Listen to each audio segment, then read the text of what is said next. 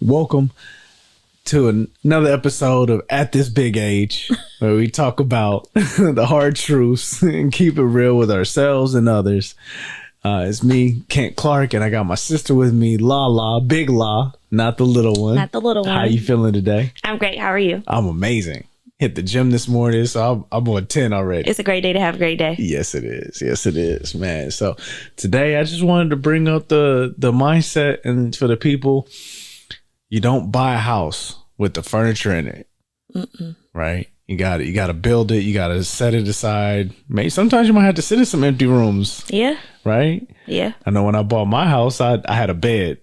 It's a folding chairs. See? Yeah. And you probably still have those folding chairs. Actually, I threw away all but one because I'm trying to push it out. Okay. Push everything out and clean up a little bit in terms of just fresh start, spring cleaning. Okay. Know? But yeah, you are correct. I do have one of the same folding chairs. I did actually just throw away the little TV trays that I bought myself. You know, the you gotta little start off somewhere. Bachelor TV trays that everybody gets. Yeah. Yeah. So for Walmart. Yep.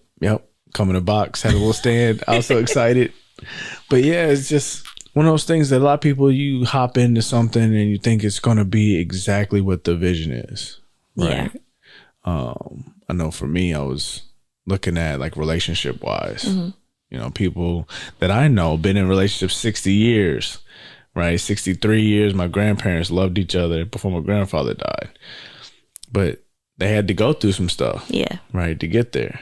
And what's one thing you think helped you? Because, you know, you're in a committed relationship now. I am. Yeah. Shout out to David. Yeah. Not this one, but my David.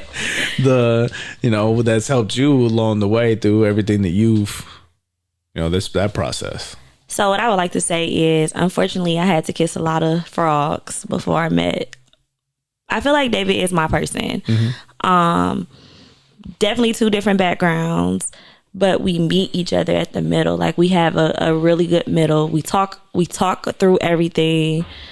It's been a year. I cannot remember one time of us having a disagreement. We talk, every day, sometimes all day, but it's like he's teaching me things about myself that I never knew before, and I'm helping him along the way. But he does, for some odd reason, this man just brings, I feel like, the best out of me. I feel like this last year I've been happier. I've been smiling. I've been like, honestly, probably the best version of myself I've been in 42 years. There we go. That's what's up, man. Can't say I've reached that point yet, but I do understand in terms of communication that takes time, right? To sit there and say, okay, I'm not going to shut you out. I'm going to actually have this conversation. Yeah. Right. Sometimes you have to get uncomfortable to get comfortable. Right. So I guess my perception, what I show the outside, like y'all say it to me a lot, like I'm a boy, like I'm a dude, I'm a nigga, but I'm legit, I'm a girl, but I'm just and I don't have to be with David. Like I'm okay to be in my soft girl era, and I know that this man is gonna protect me. Like he's not gonna let nothing or nobody harm me, so I can be a lady, but I'm still like, I ain't the one. I got that. One thing I heard recently is somebody say, I don't have to do that. Right. And so you find yourself like, for the things that you're trying to put this, in this case, a relationship together. Right. There's sometimes you might be like, man, I really don't have to do that. But is there a switch that clicks for you that's like, yeah, I kind of do though? Yeah. Let's see. I don't know. Like, so I think the thing about David, what I noticed immediately, the way he treats his sisters, like he is a gentleman. He opens doors. He takes out trash. You know what I'm saying? Like he leads when we're walking, even when he walks with his sisters, he's on the outside. The women are always on the inside. And it's just weird, like, honestly, in 2025 to have a man that does that. Like now everybody wants that persona of Instagram and social media, but it's like I'd be like, I don't this it did feel weird because I never experienced that before. Like I it's I open my own door, I take out my own trash, I pay my own bills, like, but now I have a partner that's willing to help me. Even though I know I don't have to do certain things, I still do them because it's hard to change, how you were for so long. So sometimes I pull back like, okay, I'm gonna let David do it. But yeah. That's the word you used though. That partnership. Yeah, a lot of people aren't looking for partnership. They're looking for, like you said, the Instagrammable moments and to look good for other people.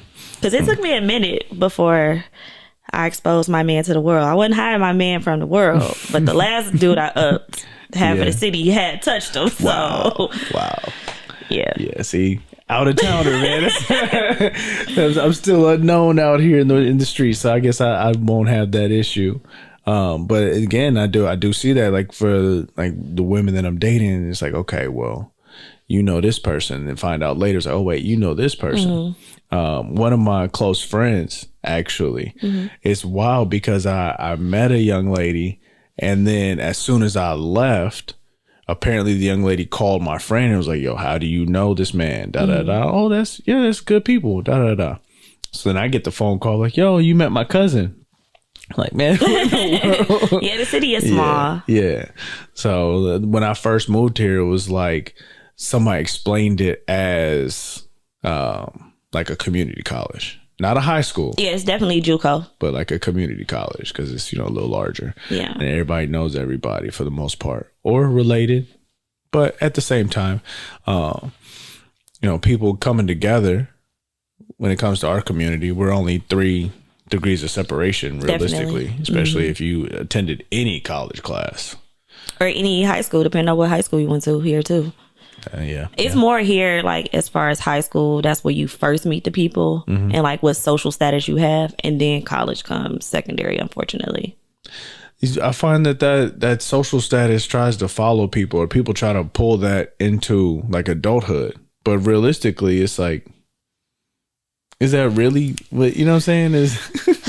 Are you taking care of business? Are you doing what you have to do? Are you taking care of your family? And that's what really matters, right? So for me, even though I'm in the like service bar industry, first of all, I am very shy. I am very reserved. I get like butterflies when people come up to me like, oh my God, you La La La Bitches? And I'm like, that's my brand. I'm Lala. But yeah.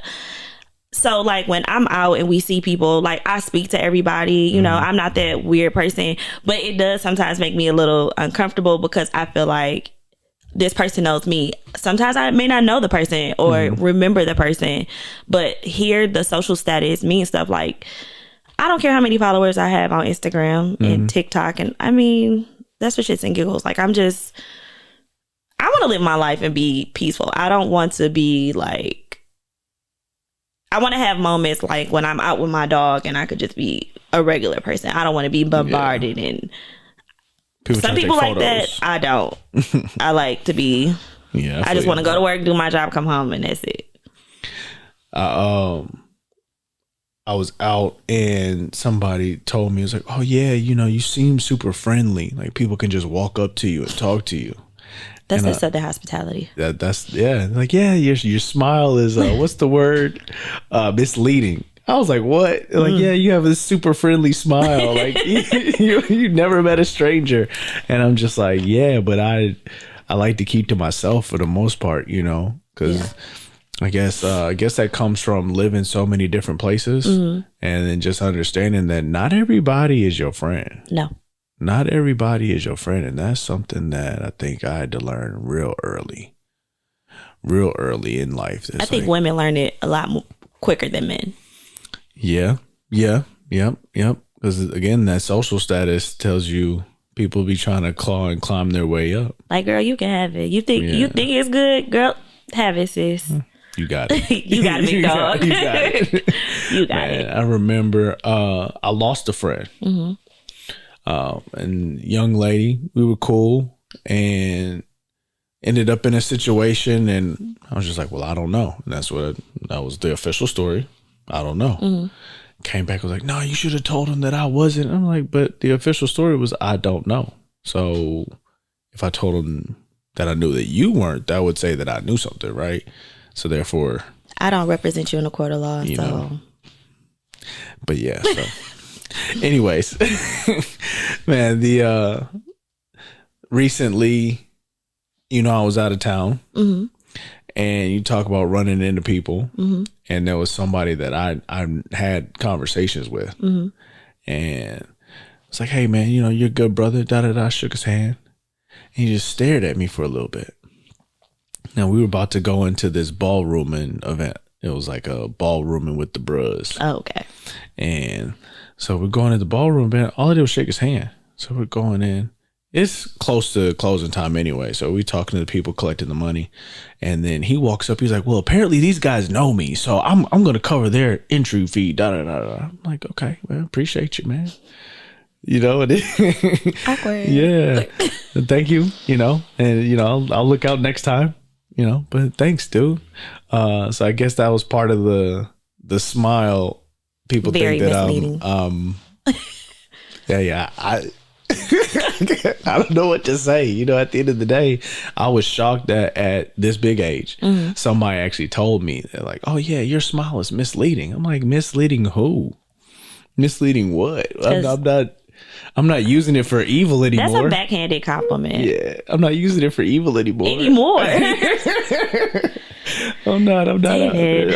I mean, you know, at one point in time, you know, in your former life when you was John in a couple former lives, Okay. like 1, 2, 3. Let's say 3 former lives ago. Okay.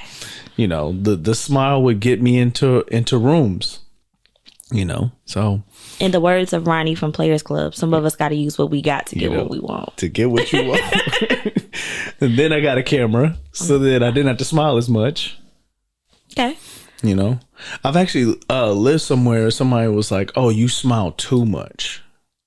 Well, see, I don't smile enough. You know, I mean, when I'm bartending, I'm focused. Like, I'm trying to process what you ordered, keep my stuff together. I don't have time to be. I do have time, but I don't like to he while I'm busy making your drink, because the letters start kicking in and then I get unfocused. But you bartend, and when you're serving, you're actually getting people their drinks. Like, you know, you go some places and people are there to have a good time, and it's like, no, I ordered my drink. Where's my drink? Right. At? You know what I'm saying? Like, I hate to be that guy, but I don't, because where's my drink at? No, but I don't mean to, like, I guess I give a resting bee face.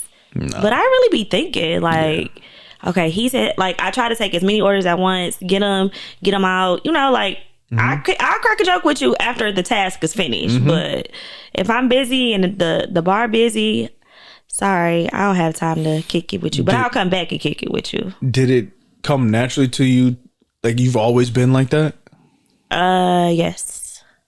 I am what I would like to call myself. I'm very, like, a people's person. Like, I love being out with the people, but I don't like people. If that makes any sense. Like, both my professional and my business is public facing. And the public can be a lot to deal with. Like, corporately, it could be a lot. In nightlife, it could be a lot. Yeah. So I think I just be so focused. Like, I need to turn, like, how I think at night bartending, the more orders I can take, the more money I can make. Like, I'm turning. Right. But the good thing that come about it is I'm focused on making your drink. You like your drink, you come back up. I'm like, oh, you want another round? I can remember what you ordered because I'm focused on the task at hand. Now, sometimes I might forget 1 or 2, but for the most part, I'm very memorable with faces, probably names, and what they order. So that's what people like. Like, yeah, as a consumer, you like to kick it with the bartender if it's allowable. But if it's busy and I'm here for this function, but I need my drink, where's my drink at? Right. I got fired twice from the same bar. Did I ever tell you that? How do you get fired from a bar? Okay, so the first time, and down in Louisiana, you had to go get a license, right? You had to go take this class. We do too here. Okay, I've never bartended in Michigan, but yeah, so go get my license, and I'm at this hole in the wall. Shout out to Mariko's on Plank Road in Baton Rouge. If you're in Baton Rouge, go get you a $2.50 beer. If it's nighttime, the beer is $2.50. If it's daytime, it's $2. Like Bud Lights? Budweiser, Bud Light, Michelob, any beer during the day is $2. Okay. Right? It comes in a bottle, glass bottle. All right. So first time I worked there, I'm working, I made money, we'll do. Owners were like, yeah, well, we don't really need a male bartender, so fire. I actually genuinely think that it was because I had to go to court to help my grandmother. But, we'll leave that story. Is that the first time you used your misleading smile? When I was behind the bar? Yes. It was not the first time. Okay. That was not the first time. So that was life number 2. I did. No, that was life number 4. Okay. But I will say, I did use that smile to my advantage, for tip money, at the end of the day. And I had special drinks that I, just be like, hey, get a good Ciroc and peach with a little cranberry juice. You're welcome. It's you're good to go. But yeah, got fired. They let me come back as a photographer. Okay. And I was like, okay, how do I build this thing so I'm making money? Because I was going into clubs and taking photos and posting them on Facebook, but I wasn't making any money. So okay, how can I come in here with people that are coming in the bar with money in their pocket? All right, cool. I got a little photo printer, like an instant photo printer. $5 a photo. Yeah. And I had the envelopes and everything. People were getting multiple photos from me because they with their family, with their friends. So built it like that. And after a while, the owner's wife was like, yeah, okay, I need a little beefcake behind the bar. It's like, okay, all right, I'll come back. So came back, but what I didn't know was they were trying to replace the manager who was drinking all the liquor during the day. So they were like, yeah, we're not going to have you do nights. We're going to have you bartend during the day. To watch him. Realistically, to keep him from behind the bar. Gotcha. Yep. So I'm actually doing the work and he's just in there. Man, because he got to do it sober. Yeah. And people would buy him a drink. They weren't mad about him drinking. It's just you got to pay for it. Yeah. And, a lot of we'll call them more seasoned. I'll give you my formula for my seasoning, my female seasoning. If you look over the age of 50, when asked, how old are you? I say 28. If you're under the age of 50, I say 26. Those are respectable ages. You know what I'm saying? Those are respectable ages. No, they're not. Okay. So what should I say? I mean, hit a woman with the 29. Like, you're teetering, tottering. Say 28, 29. Okay, so I'll say 29. Because 25, 26, respectfully, we're still young and dumb.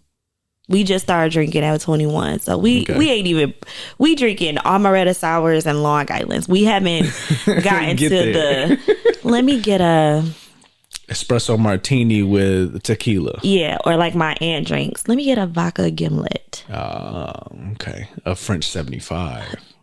Yeah, that's a 30 ball. But yeah. All right. Okay. All right. I will change it. But yeah, I had the more like the 29-year-olds buying me and drinks. 29-year-olds tip. 25, 26 ain't tipping. Okay. All right. I didn't think about it that way, but okay. Yep. Because they just start drinking. They don't know bar etiquette. They usually at home drinking Buzz Balls. Or Tito's. Not even Tito's. They drinking Amsterdams, like the flavors. Wow. Somebody's keeping these places in business. It's the people that's just drinking at home. Why are they on TikTok? And this is a real crazy tangent, but why are they on TikTok talking about I found a drink called MD 2020? Yeah, I have a bottle of that at home on my personal bar. Yeah. Because I went to Desmond's bar and they had like a 90s theme party and they had like Coke 45s and brown paper bags. So I bought one and put it on the bar. See? I'm gonna bring in something crazy to the office and I'm gonna put clients' documents on the paper bag so nobody asks questions. Yeah, but as we're building this thing, man, it's wild. Every day you wake up. I had a cousin tell me I didn't understand something at the time. He told me just keep waking up and you'll understand. So every day we wake up and we're building this life, this dream. I don't see myself, right, always in the position that I'm currently in. And when I say that, I mean, I always see myself like maybe 10, 15 years down the line. But then I have to remind myself, like, that's 10, 15 years down the line. Let's draw it back, realize where we are today, and then let's enjoy this moment. So personally, sometimes I forget to enjoy the moment. Definitely have. As many jobs as I have, I have learned recently to enjoy the moment. So there's times when I'm like, I ain't bartending. The week leading up to my birthday, I did not bartend for 3 weeks in a row. Really? I did so many cool things. Yeah. I went on a road trip. We went to Cincinnati. I made my own bourbon. We went to Louisville, Kentucky. Like, I was like, oh, there's places outside the world. Yeah. Especially Louisville. Baby, I had a time. But granted, I work crazy. I make my little funds and I put them up. But I never had a chance to enjoy the money that I made. Right. So now that's one of my things. Like, I have to make time so I can do these moments. Yesterday, outside, I've realized my dog can fetch. Didn't teach him that. Don't know where he got it from. He's not the best fetcher. Like, he'll fetch the stick and then chew on it. He really don't bring it back. But we're getting there. Yeah. Yeah, that's progress. He wakes up in the morning for me to take him outside to go to the bathroom. Little steps. Progress. That's progress. He's like, I ain't doing these pee pass no more. I'm about to be 3. I want to go outside with the big dogs. There we go. She don't want no little puppy. She want a big dog. But yeah, I'm learning now to enjoy the moments because I never want to be like, man, I should have did this or I could have did that. Like, I want to be like, I've been there, done that, did that. And what's next? Yeah. I've also been told it's intimidating that at my big age, how many lives I've lived and what I've done. I'm like, what do you mean? I've lived, but I've enjoyed every coast, right? I've been to Mardi Gras multiple times. The crazy part is when I lived in Florida, I never went to Disney. I went to downtown Disney, got in a car accident, so I never got out the car. Right. That's a whole nother story. But it's people who live here that's never been to Cedar Point. And it's up the street. I wouldn't recommend Cedar Point, but First of all, when you live in the Midwest, that's the best you have. I'm going to say they're very low, so people in Detroit don't hear me because it's. He said. I meant what I said. No, I just did it. But if you from Detroit and you survived the State Fair roller coasters, Cedar Point is nothing to us. So I'm so tall that I can't go on every roller coaster. I'm so scary. I don't go on every roller coaster. Okay. Oh, I was on what's the little spinny top? Spin it like a spinny top. The one that you get stuck to the wall? No, you're sitting in a chair. You're not stuck to the wall, but it swings like the pirate ship. Maybe the pirate trip? Oh, the one like you're sitting in a swing? No, that's for the babies. No, they have one for the adults. You sit like it's a swing with the ropes and then go around like that. No, you're in a chair. You're strapped in. Okay. It's right by the front gate for the people that go to Cedar Point all the time, whatever. I had on a hat. The whole point of me telling the story, I had on a hat.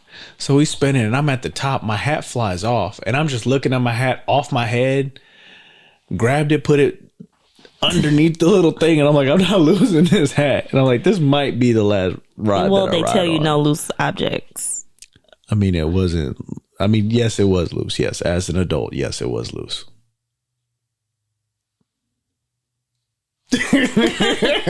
Yes, it was loose. You are correct. It's like it's on pretty. This is before I had hair though.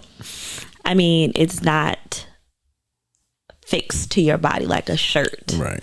You're right. You are correct. Yes, it is a loose object. It's a loose object. It is a loose object. That's something I talked about in another episode, accountability. So I can't even try to play that off like it wasn't loose. It was on my head. Nah, it flew off. It was loose. Yeah, it was loose. So one of them things, I don't think that I'll go, but I'm more so all right. I guess I'll hold everybody's stuff while they get on the Millennium Falcon, Millennium Force. It's Millennium something. The Millennium Force. Yeah, I do know that one at least. I rode on that like 3-4 times in a row, and the girl I was dating at the time, she was super scary, and she wasn't about that life. We went last summer. Yeah, and David and his son stood in the extra long line to ride in the front of the roller coasters. Okay. I rode on one roller coaster with him and I almost dug his hand off because I was just like holding it for dear life. I'm glad that he didn't have to have his hand amputated off. But yeah, that I like the food. I like to watch. I'll stand in line with y'all. Yeah. But yeah, I'm not getting on the ride. At this old age of mine. Not old. I'm old. Nah. 80, 90? Halfway there. Halfway there. 100, that's okay. Yeah. You know what I'm saying? 40? Nah. No, 42. 42? You just really getting started. I got that. So I know when I was 22, roller coasters was not my ministry. Okay. I don't do haunted houses, haunted hay rides. Yeah. No. Have you ever done a regular hay ride at the cider mill? Mm-hmm. Okay. I think I need to start going to cider mills a little more. Yeah. I think that'll be a nice little chair in the corner of my life They story. do. We went to the sunflower one last year, so we like picked sunflowers and stuff. Is that in Michigan or that's in Ohio? Yeah, it's at Blake's. Oh, okay. Because I know my boy got married in Ohio. His wife is from Ohio.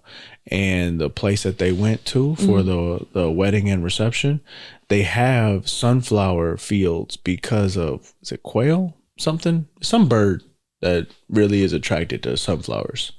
So, you know. But the experience was fun. It was a little scary, but it was fun. It gave children of the corn. Children of the sun? No, the corn. Okay. Because the sunflowers grow tall like corn husks. Yeah. So like we're going through these paths and the group broke up. So we're like yelling and it's scary. Like little kids was running through them. Yeah, I can see how that can be. Like I might not want to be here anymore. Nah, I'm all set. Yeah. Like, get me out. Well, hopefully it wasn't too far away. Like you had a long drive. Blake's not that far. Isn't that like 96 mile? Yeah, but 40 mile? Yeah, but if you come from Joy Road, exit 9, that's far for you. But okay. Nah, it's not that far. It's probably like a 45-minute drive. Okay. That's not far. You know, in my life, like I have everything set up to be 15 minutes away from my Metro house. Detroit area. Yeah. You cannot get to Ann Arbor from your home in 15 minutes doing the legal speed limit, David. I mean, okay, other than my twice a month Ann Arbor drive. That's probably 30 minutes for you. It's 40 minutes. Okay. Everything else is within 15. Job, 10 minutes. Gym, 9 minutes because it's across the street from my job. Okay.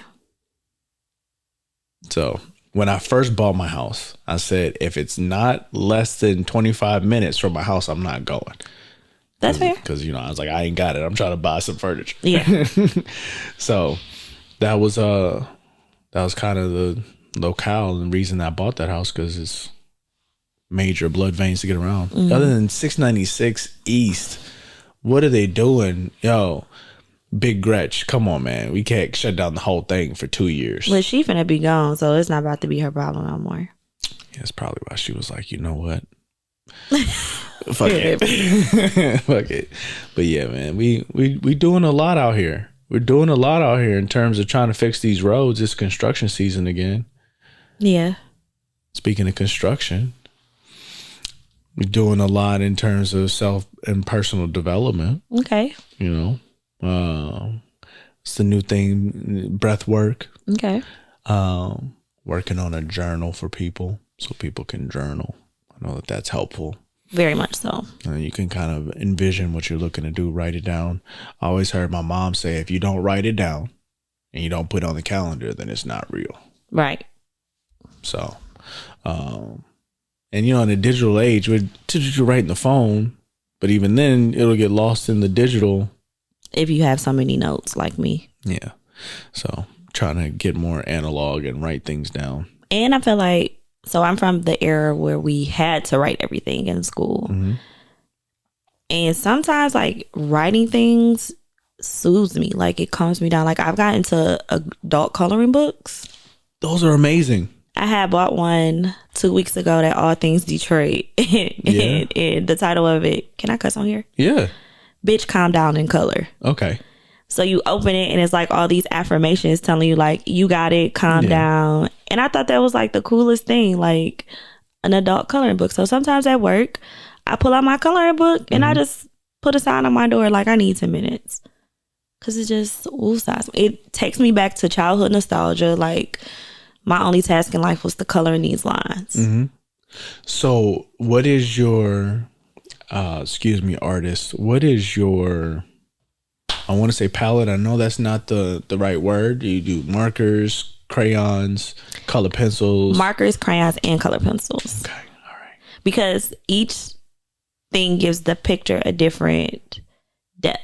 Okay. So I'm from the 80s where we outline the picture first, hard, like that bold, thick outline, and then you color it in.